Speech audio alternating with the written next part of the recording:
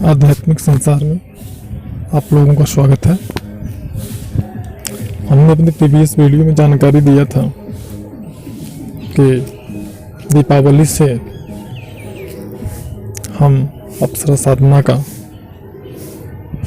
नया शिफ्ट, नया बैच प्रारंभ कराएंगे। जो हमारे अभी के साधक हैं, जो साधनारत हैं, ऐसे साधकों को भी फिर से अनुष्ठान उनके अनुभव के आधार पर हम करवा सकते हैं। और जो नए साधक होंगे और जो साधक हमारे अभी से हमारे निर्देशानुसार अभ्यास कर रहे हैं, ऐसे साधकों के लिए भी दीपावली से विशेष व्यवस्था, विशेष विधि, विशेष तरीका होगा। तो जिसमें सफलता प्राप्त करने में आसानी होगी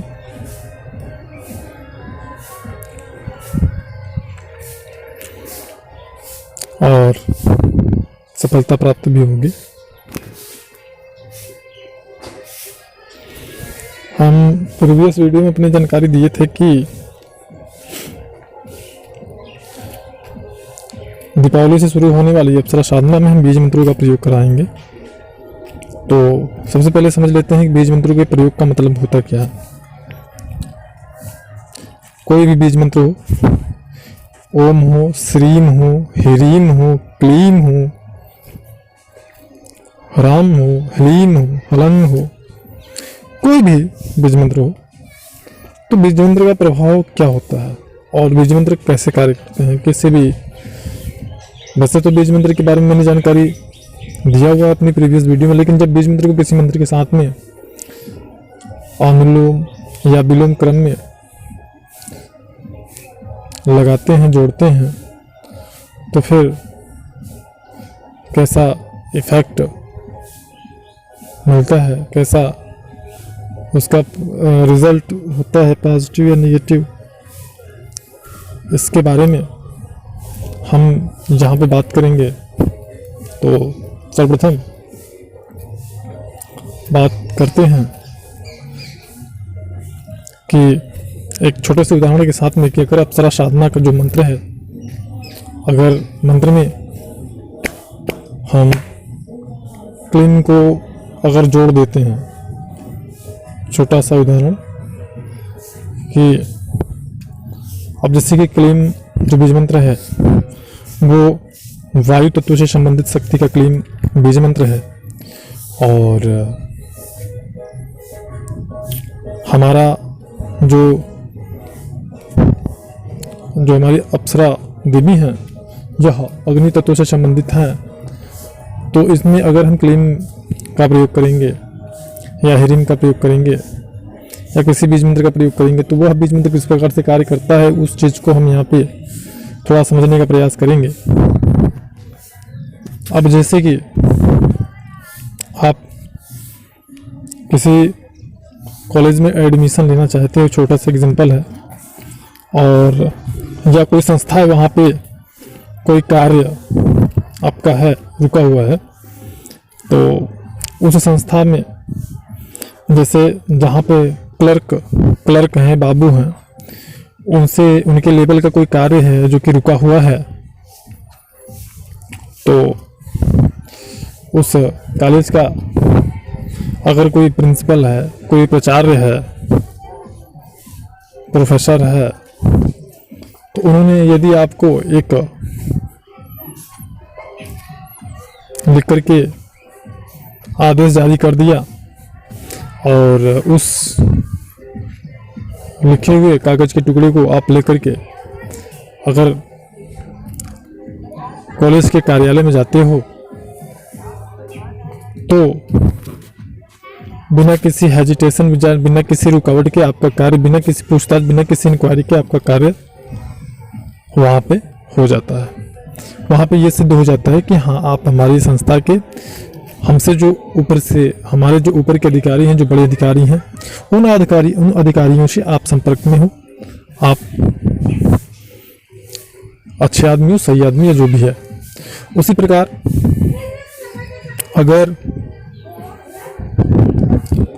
किसी व्यक्ति को कोई भूत प्रेत परेशान कर रहा है, वह किसी क्लीन बीज मंत्र सिद्ध साधक के पास पहुंच जाता है, या जिसने काली की सिद्धि की है ऐसे साधक के पास में पहुंच जाता है, तो वह सिर्फ एक फूंक अगर मार देता है मंत्र पढ़ के, तो ये समस्या उसकी भूत प्रेत की भाग जाती है, कोसों दूर भाग जाती है, हमेशा हमेशा के लिए समाप्त हो जाती है। तो अब यहाँ बात आती है कि हमारा जो क्लीन बीज मंत्र है वो तमोगुणी अधिष्ठात्री देवी काली की बीज मंत्र है, काली माँ काली का। और इसमें माँ काली और कृष्ण भगवान, कामदेव, ये तीनों लोगों का बोध होता है इस क्लीन बीज मंत्र के साधक के मानसिक विचारधाराओं के अनुसार। क्लीन बीज मंत्र कार्य करता है। तो जब हम वायु तत्व से किसी छोटे शब्द में, किसी छोटे मंत्र में वायु तत्व के बीज मंत्र का प्रयोग करते हैं, अगर अग्नि तत्व से संबंधित किसी भी साधना में यदि हम क्लीन बीज मंत्र का प्रयोग करते हैं, तो निश्चित रूप से हमें लाभ प्राप्त होता ही होता है, इसमें कोई संदेह नहीं।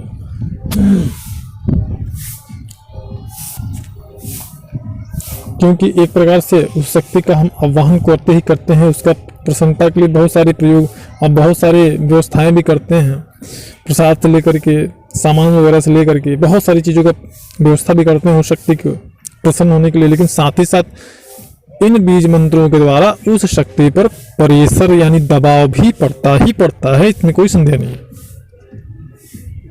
हाँ, लेकिन बात यह है, ऐसा नहीं है कोई भी क्लीन बीज मंत्र का प्रयोग करके उससे लाभ प्राप्त कर लेगा। इसके लिए आपके गुरु से आपको मार्गदर्शन मिलना चाहिए, आपको दीक्षा प्राप्त होना चाहिए क्लीन सिद्ध गुरु या मार्गदर्शक से। और स्वतः आपको भी एक विशेष विधि होती है, जिस विधि से आप किसी भी बीज मंत्र को जागृत कर या अभ्यास करते हैं बीज मंत्र पर एक निश्चित संकल्प के द्वारा, एक निश्चित शुभ मुहूर्त और शुभ दिशा के द्वारा, शुभ प्रयोग के द्वारा आप क्लीन शब्द को जागृत करते हैं और उसे योग्य बनाते हैं कि आप इसका प्रयोग संबंधित शक्ति की साधना में कर सकें। और ये सारी चीज़ें जब आप संकल्प लेते हो तो उसमें उल्लेख होती हैं। तो इसीलिए साथ कहा जाता है कि अध्यात्म में बिना गुरु या मार्गदर्शक के एक कदम भी चल पाना संभव नहीं है।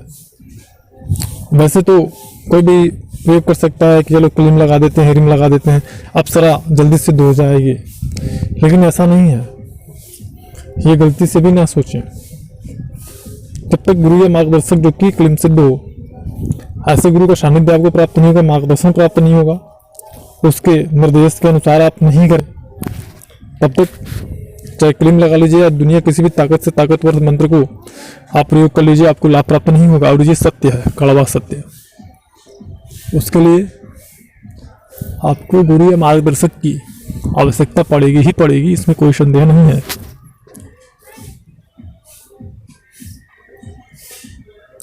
अगर ऐसे ही कोई भी मंत्र कार्य करने लगते हैं तो फिर गुरु की तो कोई आवश्यकता ही नहीं थी ना। गुरु या मार्गदर्शक की तो कोई आवश्यकता नहीं, तो कोई भी अप्सरा सिद्ध कर लेता, कोई भी माता काली की सिद्धि प्राप्त कर लेता, कोई भी कृष्ण भगवान को सिद्ध कर लेता, वगैरह वगैरह। तो चीजें हैं जो तकनीकियों को समझे बिना आप लाभ प्राप्त नहीं कर सकते हैं। और अफवाह तो बहुत सारे होते हैं कि ऐसा वैसा, ऐसे ये वो हो जाता है, ऐसा हो जाता है, वैसा हो जाता है, इस मंत्र से ऐसा हो जाता है। लेकिन वास्तविकता तो वही बता सकता है, वही जान सकता है, वही बता सकता है जिसने स्वयं अनुभव किया हो। वैसे तो कॉपी और पेस्ट का व्यापार चल ही रहा है। उम्मीद करते हैं जानकारी समझ में आई होगी। इस विषय पे किसी प्रकार की विशेष जानकारी के लिए आप हमारे फ्लैश हो रहे वीडियो में नंबर पे कॉल करके 12 और 1 के बीच में दिन में कॉल करके बात कर सकते हैं। जानकारी अच्छी लगी हो तो वीडियो को लाइक करिएगा। मिलते हैं नेक्स्ट वीडियो में, तब तक के लिए नमस्कार। और वीडियो को पूरा देखने के लिए आप लोगों का बहुत बहुत धन्यवाद और आभार।